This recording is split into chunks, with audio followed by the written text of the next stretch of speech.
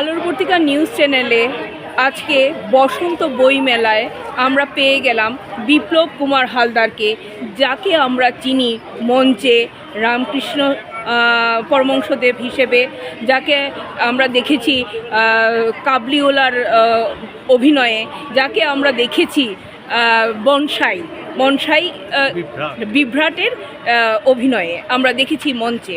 তাকে আজকে আমরা পেয়ে গেলাম বসন্ত বইমেলায় কলেজ স্কয়ার প্রাঙ্গণে। নমস্কার দাদা, আপনাকে অনেক দিন পরে দেখছি, কেমন আছেন? ভালো। আচ্ছা, খুব ভালো। থ্যাঙ্কস অনেক। ভগবান যেন এইভাবেই আপনাদেরকে আমাদের সাথে রাখে।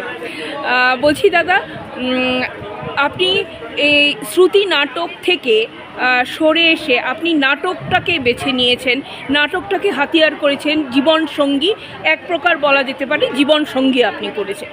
কেন নাটকটার প্রতি আপনার আগ্রহ হলো? দেখুন, নাটক হচ্ছে আমাদের দৈনন্দিন জীবনের একটা রূপকথা। আমাদের যে সামাজিক পরিস্থিতি তারই নানা রকম রূপ রস রঙ্গ নিয়েই নাটক তৈরি হয়। তা আমরা যে শ্রুতি নাটকটা করি সেটা একটা দেখে দেখে পার্ট ম্যাক্সিমাম, তারা ঠিক বাচিক শিল্পী নয়, বাচিক এবং বাহ্যিক।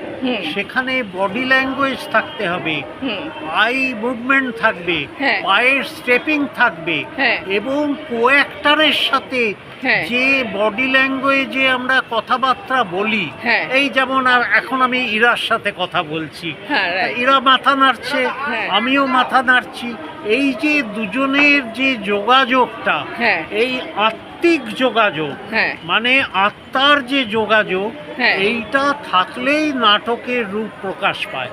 ঠিক। একটা এই প্রসঙ্গে একটা বই বলি, রবীন্দ্রনাথের থিয়েটার বলে একটা বই আছে, তাতে রবীন্দ্রনাথের লেখাও আছে, অবনীন্দ্রনাথ এবং দ্বিজেন্দ্রনাথ এবং রবীন্দ্রনাথের সাথে যারা নাটক করেছেন বা রবীন্দ্রনাথের পরবর্তী যুগে যারা নাটক করেছেন তাদের প্রত্যেকের রাইট আপ আছে, এবং নানা রকম দৃষ্টিভঙ্গি থেকে রবীন্দ্রনাথের নাটককে বিশ্লেষণ করা হয়েছে।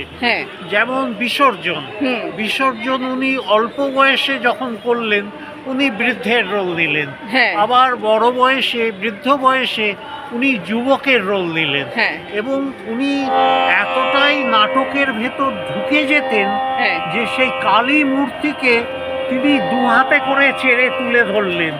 এদিকে উইংসের বাইরে সবাই তো হতবাক হয়ে যাচ্ছে, এই রবীন্দ্রনাথ কি করবে। তারপরে তো উনি আস্তে আস্তে সেই মূর্তিকে নামালেন।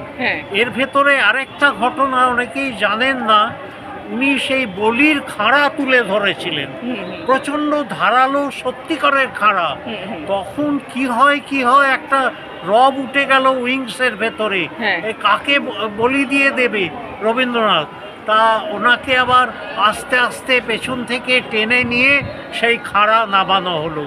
নাটকের ভেতরে ঢুকে যেতে হবে, নাটকের যে রোলটা সেইটার ভেতরে না ঢুকলে পাওয়া যায় না, এইটা আমাদের সবসময় মনে রাখতে হবে।